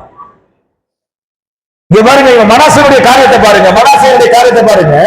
அவன் என்ன செய்யறான் பாருங்க, இம்ரான் பள்ளத்தாக்கிலே தீ மிதிக்க பண்ணி 4 நிமித்தம் பார்த்து. நாலு யார் பாக்குறா? நாலு பாக்குறவங்கள கையை வச்சு அல்லேலூயா சொல்லுங்க. இருக்கீங்களா பாத்திமாக்கா? நாலு பாக்குற யாராவது டிக்கெட் இருந்தா அப்படியே கேட்டுக்கு பின்னாடி அப்படியே ஓடிடுங்க. பொண்ணுக்கு வந்து கல்யாண டேட்டா வைக்கும் போது காலண்டரை பார்த்து வச்சாங்க. காலண்டரை பார்த்து கீழே அப்படியே என்னது, இந்த காலண்டர் என்னது, இந்த பெந்தகோஸ்காரன் அடிச்சு கொடுக்கிற காலண்டர் எல்லாம் சரியா பார்க்க முடியாது. யாரு அவன் அடிச்சு கொடுக்குறான், அவன் பிறகு அப்படியே. அல்லேலூயா. வேதம் சொல்லுது, அவன் என்ன செய்யறானா, 4 நிமித்தம் பார்த்து அனுசரித்து அஞ்சன பாத்திரங்களை குறி சொல்வதை வைத்து கோபம் உண்டாக. கர்த்தருக்கு என்ன செஞ்சானா? கோபம் உண்டாக. கோபம் உண்டாக. இப்ப பாருங்க, காரியத்தை செஞ்சா 10வது வசனம் சொல்லுது, கர்த்தர் மனாசேயோடு அவருடைய ஜனத்தோடு பேசின போதிலும் கவனிக்காதே போனார். கர்த்தர் பல வார்த்தை பேசுறாரு, கேட்காத, பார்க்காத, ஓடாத அப்படி சொல்லி பல முறை என்ன செய்யறாரு? எந்த பையன் கேட்கிறான்? எந்த சகோதரி கேட்கிறீங்க? இங்கிட்டு பார்த்தா ஜபம், அங்கிட்டு பார்த்தா ஊதுபத்தி, இங்கிட்டு பார்த்தா என்னது, இங்கிட்டு பாஸ்டர் கூட்டு வந்து ஆசீர்வாதம், என்ன வான தூதரை கட்ட போறேன் நான் வந்து ஒண்ணும் நடக்காது. உன்னை பிரியப்படுத்துறதுக்கு வேணா நான் வந்து ஜெபிக்கலாம், அவ்வளவுதான். நான் சொல்றேன் அந்த காரியம் நடக்காது. நான் சொல்றேன் கர்த்தரே தேவன் என்று மாத்திரம் அமர்ந்திருப்பாயானால் கர்த்தரே கிரியை செய்வார், கர்த்தரே ஆசீர்வதிப்பார், கர்த்தரே உயர்த்துவார். அல்லேலூயா. இங்க பாருங்க 10வது வசனம் சொல்லப்படுது, கர்த்தர் மனாசேயோடு அவனுடைய ஜனத்தோடு பேசின போதிலும். நல்ல கவனிங்க, எத்தனை முறை பேசுறாரு, எத்தனை முறை வசனத்தை சொல்றாரு. பேசின போதிலும் வேதம் சொல்லுது அவர் கழுத்துள்ள தினமாக செவிட்டு விரிகிற போல தன்னுடைய செவியை என்ன செய்கிறார்கள்? அடைத்துக் கொள்ளுகிறார்கள். ஹலோ, செவிட்டு விரியன போல செவி என்ன செய்கிறாங்க? கவனிக்காதே அடைத்துக் கொள்ளுகிறார்கள். வசனம் சொல்லுகிற வார்த்தையை கவனிச்சு பாருங்க. ஆகையால் கர்த்தர் அசரியா ராஜாவின் சேனாதிபதிகளை அவர் மேல் வரப்பண்ணினார். ஒரு தண்டம், அது என்னது? ஒரு தண்டம். அந்த தண்டத்தை என்ன செய்யறாரு? வரப்பண்ணினார். அந்த தண்டம் என்ன செய்யுது? இவனை முள்ளால கட்டி, சங்கிலியால கட்டி எங்க கொண்டு போயிட்டாரு? பாபிலோனுக்கு கொண்டு போயிட்டாருங்க. பாபிலோனுக்கு என்ன செஞ்சாங்க? கொண்டு போயிட்டாங்க. வேதம் சொல்லுகிறது 13வது வசனம், அவரை நோக்கி அவர் விண்ணப்பம் பண்ணி கொண்டிருக்கிற போது 12வது வசனத்தை படிங்க. அப்படியே அவன் நெருக்கப்படுகையில் தன் தேவனாகிய கர்த்தரை நோக்கி கெஞ்சி. நல்ல கவனிங்க, இந்த வார்த்தையை பாருங்க. அப்பொழுது அவன் மிகவும் நெருக்கப்படுகையில் தன் தேவனாகிய கர்த்தரை நோக்கி கெஞ்சி. தன் பிதாக்களின் தேவனுக்கு முன்பாக நான் சொல்லுகிறேன், எவ்வளவு பெரிய பாவத்தின் மத்தியிலே நீங்க ஜீவித்துக் கொண்டிருந்தாலும், நான் இந்த செய்தியுடைய ஆரம்பத்துல சொன்னேன், அவர் ஒரு வாசலை திறந்து வச்சு அல்லேலூயா. இன்னைக்கே ரட்சணைத்தினான், இன்னைக்கே கிருபையினான், இன்னைக்கே அனுக்கிரகத்தினான், இன்றைக்கு மனம் திரும்பி உள்ள வந்துட்டீங்கன்னா, நான் சொல்லுகிறேன், எந்த விலங்காலையும் சாத்தான் உங்களை என்ன செய்ய முடியாது, அடைச்சு வைக்க முடியாது. கைகளை கட்டி ஆமென் சொல்லலாமா?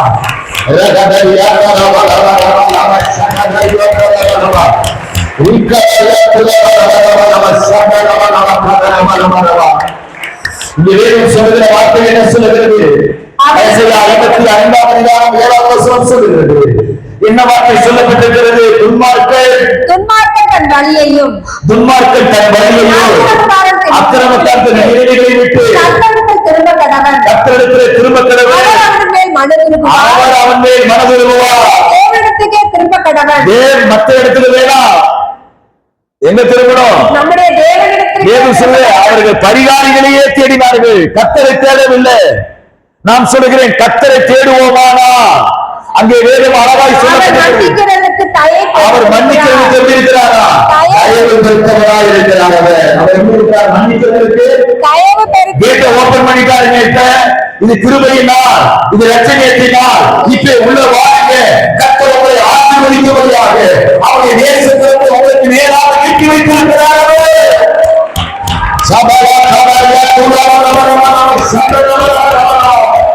இன்னைக்கு கர்த்தருடைய வாசலை திறந்து வைத்திருக்கிறார்கள். அவர் நல்ல தேவனே, அவர் வாசலை திறந்து வைத்திருக்கிறார்கள். ஓடி வாங்க, ஓடி வாங்க. பரிகாரியா இல்ல, கர்த்தரிடத்துக்கே திரும்புங்க. வேதமாக சொல்லப்பட்டிருக்கிறது.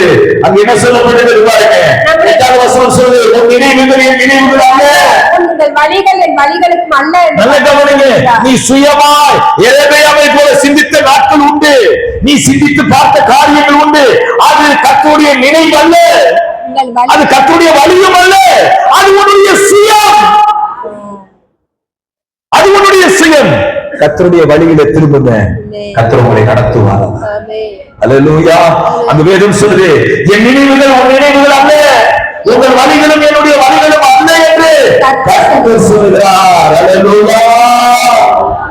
தேவன் எவ்வளவு நல்லவராய் இருக்கிறார். அவர் அவருடைய வார்த்தை நமதிலே உறங்கி இருக்கிறார். அவருடைய வார்த்தை நமதிலே உறங்கி இருக்கிறார்.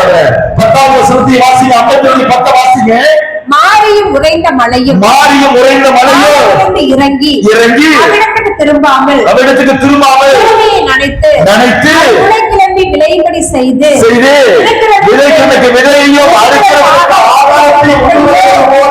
அப்படியே வாயிலிருந்து பிறப்பிடும் வசனமும் இருக்கும். ஆமென். கர்த்தர் இன்னைக்கு பேசி இருக்கிறார். அந்த வார்த்தை வெறுமையாக திரும்பி வருவது கிடையாது. அது நிச்சயமாக வார்த்தை என்ன செய்யும்? கிரியை செய்யும். அது எல்லாரும் எழுந்து நின்று ஆண்டவரை பார்த்து, ஆண்டவரே இந்த கால வேளையில சின்ன சின்ன காரியமோ பெரிய பெரிய காரியமோ உமக்கு விரோதமாக நான் செய்யக்கூடிய எந்த காரியமானாலும் சரியப்பா, அதை விட்டு நான் விலகணும் ஆண்டவரே, அதை விட்டு நான் விலகணும் ஆண்டவரே. கர்த்தர் எனக்கு கிருபை செய்யப்பா, கர்த்தர் எனக்கு இரக்கம் செய்யப்பா. உம்மட்டையில ஓடி வருகிறேன் ஐயா, உம்மட்டையில ஓடி வருகிறேன் ஆண்டவரே.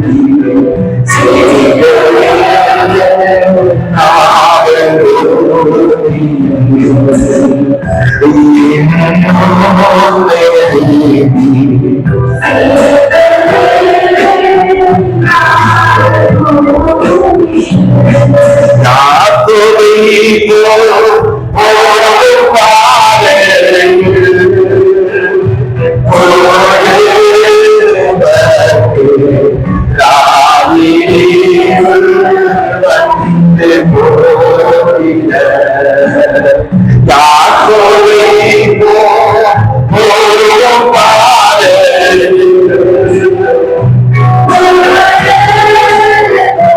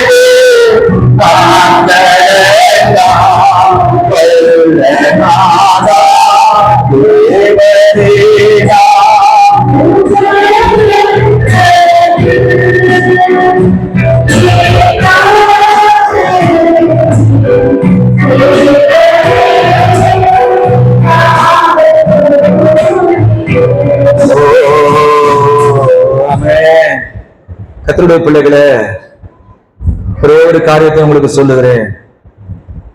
கர்த்தர் வாசலை திறந்து வச்சிருக்கிறாரு. கம் இன்சைட், உள்ள வாங்க. தேவன் வாசலை திறந்து வச்சிருக்கிறாரு. மாயமானமான ஆவியை கர்த்தர் அறிவார். எரேமியாவுடைய கிரியைகளை கர்த்தர் அறிவார். மனாசே கெஞ்சி ஜெபிச்சது போல கெஞ்சி ஜெபிச்சு உள்ள வந்துருங்க. ஆண்டவரே என்ன மன்னிங்க, உங்களுடைய கரத்துல என்னை அர்ப்பணிக்கிறேன்.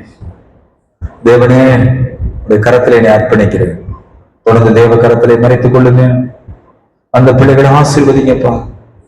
நாங்கள் ஆண்டவரே உங்களுடைய துன்மார்க்கத்திலே ஜீவிக்காதபடிக்கு மனம் திரும்ப கர்த்தர் கிருபை செய்யுங்க.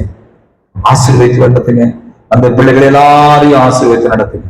இயேசு மூலம் பிதாவே, ஆமென்.